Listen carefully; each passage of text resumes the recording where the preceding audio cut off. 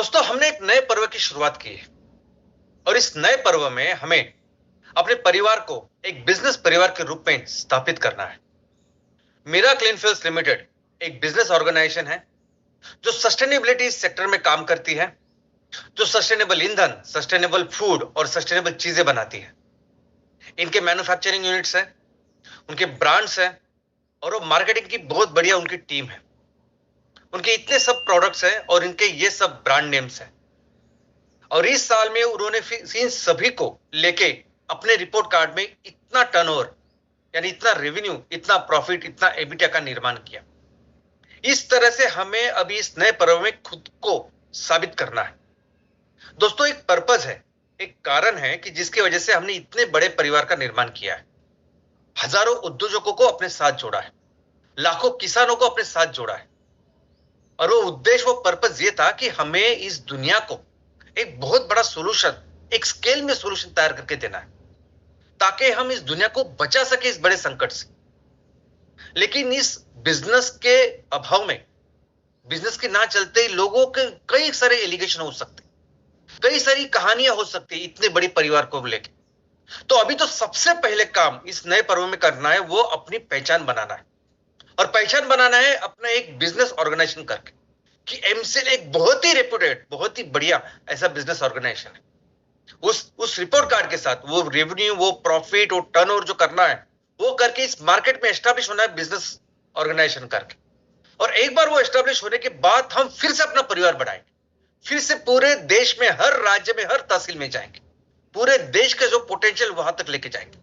लेकिन अभी जो हमारा फोकस बना हुआ है वो एक ही है कि हमें जल्द से जल्द इसी आर्थिक वर्ष में अपने इस परिवार को, इस ऑर्गेनाइजेशन को एक बिजनेस ऑर्गेनाइजेशन करके स्थापित करना है। दोस्तों, हमारे परिवार में दो चीजें बहुत ही महत्वपूर्ण बन चुकी है, एक है फंडिंग और दूसरा है डिस्बर्समेंट।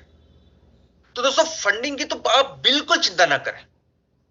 ये जो मैं बार बार कहता हूं कि 25 एमसीएनजी प्रोजेक्ट, 200 एमकोल प्रोजेक्ट और इसी के साथ साथ हमारे परिवार में जितने भी उद्योजक हैं, हर एक एमवीपी, हर एक एमएसएस और हर एक एमपीओ के लेवल पे हमें बिजनेस का निर्माण करना है। और इन सब के लिए फंडिंग की व्यवस्था हमने की है और ये सब फंडिंग आपको कुछ दिनों में ही आपको ये नजर आएगी।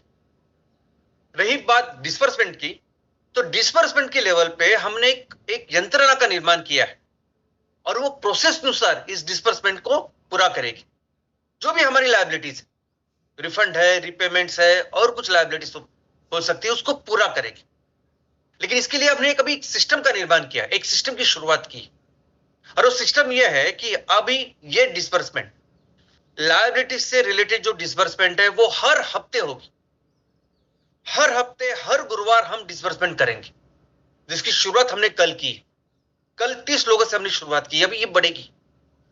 हर हफ्ते, हर गुरुवार ये काम होगा। जिस दिन गुरुवार को छुट्टी होगी, बैंक्स बंद रहेंगे, तो अगला जो वर्किंग डे होगा उस दिन होगी। लेकिन हर हफ्ते ये काम होगा और जल्द से जल्द हम पूरी लायबिलिटीज को पूरा करेंगे और फोकस करेंगे बिजनेस के ऊपर, अपने आप को एक बिजनेस ऑर्गेनाइजेशन करके एस्टैब्लिश करने के लिए। दोस्तों, फर्क सिर्फ सोच का है। क्या सोचते हो आप? जब भी कोई कठिन परिस्थिति आती हो तो उस कठिन परिस्थिति में क्या सोच होती है कि जिसकी वजह से आप वो निर्णय लेते हो? पिछले 1.5 सालों में आपने देखा कि किस तरह से हमने बहुत ही मुश्किलों का सामना किया, बहुत ही कठिन ऐसी परिस्थिति से गुजरे। लेकिन इस परिस्थिति में कभी भी अपने इस विजन, मिशन के साथ कॉम्प्रोमाइज नहीं किया, कभी अपनी पर्पस के साथ कॉम्प्रोमाइज नहीं किया। इतने पूरे दिनों में कई सारे लीगल, कई सारे कभी सोचे भी नहीं थे ऐसे संकट की वजह से, सिर्फ हम ही नहीं, हमारे परिवार वाले भी उसमें फंस गए। लेकिन कभी भी ये नहीं सोचा कि जल्द से जल्द इस संकट से, इस चीजों से छुटकारा पाते, जल्द से जल्द अपने आप को, अपने परिवार को इससे निकालते। कभी नहीं सोचा। हमेशा ये सोचा कि किस तरह से हम अपने इस पर्पस को पूरा कर सकते हैं, किस तरह से हम अपने इस विजन, मिशन को पूरा करेंगे जिसके लिए हमने इसकी शुरुआत की है। और दोस्तों, आज ये जो उपलब्धि है जो आपको अभी दिखाई देगी, वो उपलब्धि इसीलिए है कि हमने कभी भी गलत निर्णय नहीं लिया, कभी भी ऐसा निर्णय नहीं लिया कि हम अपने पर्पस के साथ कॉम्प्रोमाइज कर पाए। और अभी पिछले 1.5 साल में इतनी कठिन परिस्थिति में भी अगर हमने कोई भी ऐसा गलत निर्णय नहीं लिया, तो इसका मतलब है आने वाले दिनों में पूरी जिंदगी कभी भी हम इसके कॉम्प्रोमाइज नहीं करेंगे, कभी नहीं करेंगे। आने वाली जो बहुत बेहतर चीज है अभी आप सबको दिखाई देगी, और पूरी जिंदगी भर हम इस तरह से काम करेंगे, अपने विजन और मिशन को पूरा करेंगे। दोस्तों, जहां तक किसी ऑर्गेनाइजेशन को बिजनेस ऑर्गेनाइजेशन करके एस्टेब्लिश करने की जरूरत होती है ना, तो उसके लिए चाहिए होता है कि सिर्फ एक सिंगल बिजनेस मॉडल। अगर आपको बिजनेस एंटिटी करके खुद को एस्टेब्लिश करना है तो आपको करना होता है सिर्फ एक सिंगल प्रॉपर बिजनेस मॉडल, जहां बिजनेस की पूरी व्यवस्था बनी हुई है, जहां बिजनेस साइकिल एस्टेब्लिश हुई है, जहां आप माल तैयार कर रहे हैं, बेच रहे हैं, मुनाफा कमा रहे हैं, रेवेन्यू जनरेट कर रहे हो, ये होना चाहिए। आज हमें ये व्हाट्सएप, फेस बन चुकी है। इस कंपनी की शुरुआत एक कॉलेज में, यूनिवर्सिटी के कॉलेज में हुई, जहां उन्होंने कुछ एक लिमिटेड एरिया में पहले उन्होंने सोशल की शुरुआत की। और वैसे ही मैकडोनल्ड, जो इतना बड़ा, इतनी बड़ी कॉर्पोरेशन, इतनी बड़ी कंपनी बन चुके, उन्होंने सिर्फ एक सिंगल रेस्टोरेंट से शुरुआत की। और इन्होंने बाद में, चाहे वो मेटा हो, व्हाट्सएप, या चाहे ये मैकडोनल्ड हो, उन्होंने एक जगह पहले उस सिस्टम को अच्छी तरह से एस्टैब्लिश किया, और बाद में वही प्रोसेस होता है मल्टीप्लिकेशन का। मैकडोनल्ड ने अपने प्रोडक्ट्स को एस्टैब्लिश किया, मैकडोनल्ड ने उस एक्सपीरियंस को एस्टैब्लिश किया, जो एक्सपीरियंस हमेशा हर ग्राहक लेता है मैकडोनल्ड में, और उस रेवेन्यू, प्रॉफिट, उस सब चीजों को एस्टैब्लिश किया, और बाद में फिर उसको सिर्फ रेप्लिकेट करते गए, उसको बेहतर करते गए। वैसे ही पिछले 1.5 सालों में हमने जो कुछ मुश्किलें से हमने गुजरे हैं, लेकिन उस 1.5 साल में एक अच्छा काम भी हुआ है। उस 1.5 साल में भी हमने एक ऐसे बिजनेस सिस्टम का एक निर्माण किया है, और वो बिजनेस सिस्टम या बिजनेस एग्जांपल है एम कैफे। दोस्तों, हमने पिछले 1.5 साल पहले हमने एम कैफे की शुरुआत की, 100% ऑर्गेनिक रेस्टोरेंट, और इस 1.5 साल से उसको चला रहा है। बहुत ही अच्छा एक्सपीरियंस, यानी जिस तरह से वो रेस्टोरेंट बना हुआ है, जिस तरह से वो 100% ऑर्गेनिक फूड का फ्लेवर है, जिस तरह से हमारा स्टाफ है, और जिस तरह से वहां कोई प्लास्टिक या कोई भी अनसस्टेनेबल चीज नहीं है, पेट्रोकेमिकल चीज नहीं है, लोग इतने खुश होते हैं कि आज वहां जो भी लोग आते हैं वो मैक्सिमम रिपीट कस्टमर्स होते हैं। वहां जो भी अभी मार्केटिंग होती है, हम कुछ मार्केटिंग नहीं करते, सब वर्ड की, यानी माउथ पब्लिसिटी जो होती है ना, माउथ पब्लिसिटी से वो हो रही है, और इतना बेहतर एग्जाम्पल वो बन चुका है बिजनेस का। अभी यही जो बिजनेस मॉडल वहां एम कैफे का बन चुका है, बस इसी को अगर हम 20-50 अगर एम कैफे करें तो बन गए हम बिजनेस ऑर्गेनाइजेशन, एक ऐसे ऑर्गेनाइजेशन जो एम कैफे को अच्छी तरह से चलाती है। एम कैफे ये ब्रांड उन्होंने तैयार करके रखा है, और हर तरह उस एक्सपीरियंस को, जो एक्सपीरियंस हमें लोगों को वहां मिलता है, और उन्होंने इतना सुंदर फीडबैक दिया है, तो उस एक्सपीरियंस को बेहतर करेंगे। आज इस एम कैफे को लेके जो भी रेवेन्यू, प्रॉफिट, एबिटा का हमने निर्माण किया है, अब इसको और बेहतर करेंगे। किस तरह से हम रेवेन्यू बढ़ा सकते हैं, किस तरह से हम एबिटा बढ़ा सकते हैं, किस तरह खर्चे कम कर सकते हैं और उसको और बेहतर कर सकते हैं। और हर बिजनेस की शुरुआत ऐसी होती है, एक सिंगल बिजनेस मॉडल, एक सिंगल एस्टेब्लिश साइकिल के साथ होती है, और उसे बढ़ाया जाता है। अभी इस एम कैफे के पहले भी हमने यूनिट्स किए। इस एम कैफे के पहले भी हमने लगभग 14 एम कोल की फैक्ट्री की शुरुआत की, जिसमें पहले 7 जो फैक्ट्री थी वो ब्रिकेट की थी, एमकोल ब्रिकेट, और बाद में जो 7 फैक्ट्री थे वो एमकोल पिलेट की थी। लेकिन इसमें हमने कोई सिस्टम नहीं रखा था। इसलिए नहीं रखा था कि हम चाहते थे कि लोग, वहां के एंटरप्रेन्योर अपने जो इनोवेशन है उसको फाइंड आउट करें, कुछ बेहतर करके दिखाएं। विदाउट सिस्टम वो क्या कर सकते हैं, किस तरह से कर सकते हैं, वो देखें। लेकिन उसका परिणाम एक ऐसे भी हुआ कि इस पूरे चीजों के चलते हम खुद को एज अ बिजनेस ऑर्गेनाइजेशन करके एस्टैब्लिश नहीं कर पाए, जो करने के लिए सिर्फ एक प्रोजेक्ट लगता था। लेकिन 14 यूनिट करने के बाद भी हम लोग कर नहीं पाए। लेकिन अभी ऐसा नहीं करना है। अभी जो भी बिजनेस करेंगे वो प्रॉपर सिस्टम के साथ करेंगे, ताकि हर एक बिजनेस, हर एक यूनिट वो प्रॉपर बिजनेस साइकिल एस्टैब्लिश कर पाए, एक इंडिपेंडेंट प्रॉपर सिस्टम के अनुसार वो काम करें, एक सस्टेनेबल बिजनेस करके खुद को एस्टैब्लिश कर पाए। और इसीलिए इमीडिएट लेवल पे अभी जो बिजनेस हम शुरू करेंगे वो है 18 एमकोल की फैक्ट्री है। 18 एमकोल फैक्ट्री ऐसे लोकेशन पे है कि जहां सब कुछ तैयार है, जहां प्लांट एंड मशीनरी है, जहां सिविल का काम हो चुका है, जहां इलेक्ट्रिसिटी पावर है, जहां किसान रेडी है रॉ मटेरियल के साथ, यानी वहां एकदम बहुत से कम से कम समय में हम थोड़ी सी इन्वेस्टमेंट के साथ ही हम लोग उसको शुरुआत कर सकते हैं। यानी बहुत जल्दी ये 18 फैक्ट्रियां हम मार्केट में या बिजनेस साइकिल में ला सकते हैं। लेकिन अभी इस हर एक यूनिट में हम उस बिजनेस सिस्टम का निर्माण करेंगे, वो नए बिजनेस सिस्टम का निर्माण करेंगे जहां हर यूनिट प्रॉपर एक बिजनेस साइकिल अपने एस्टेब्लिश करें, एक proper independent business cycle, business entity करके खुद को एस्टेब्लिश करें।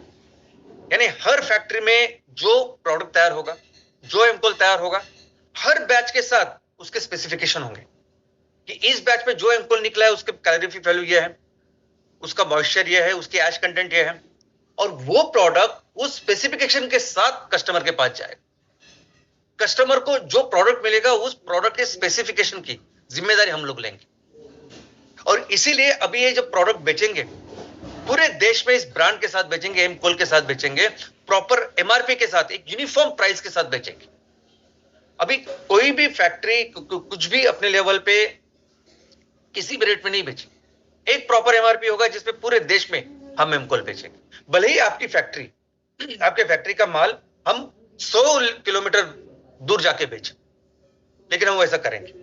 एज अ कॉर्पोरेट एमसीएल जब किसी के साथ ये परचेस एग्रीमेंट करेंगे, हो सकता है कि किसी ऑर्गेनाइजेशन के साथ, कंपनी के साथ करें, हो सकता है कि आने वाले दिनों में 50 फैक्ट्री का जो आउटपुट है वो सिर्फ एक ही जगह जाए, एक ही थर्मल, एक ही स्टील प्लांट में जाए और उस एमआरपी पे जाए।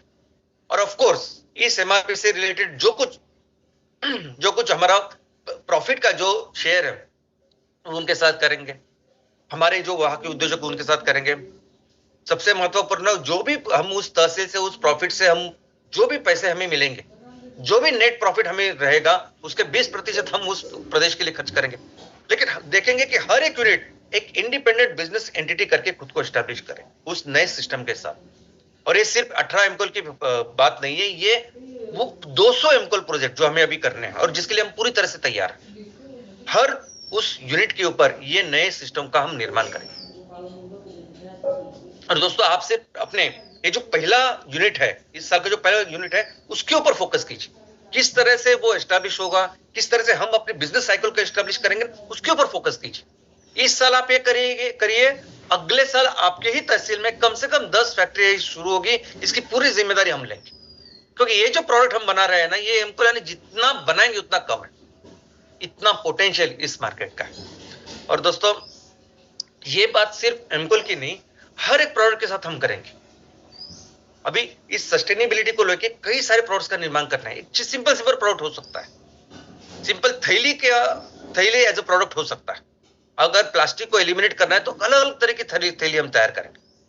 लेकिन जो भी थैली जिस भी राज्य से कहीं भी पूरे देश में तैयार करेंगे ना, लेकिन उसको ब्रांड के साथ बेचेंगे। अभी सिर्फ साबुन की बात एग्जांपल समझते हैं। साबुन सब ऑलमोस्ट सब पेट्रोकेमिकल्स, सबसे ज्यादा साबुन अगर देश में कोई बेचता है तो वो हिंदुस्तान लीवर है, लक्स।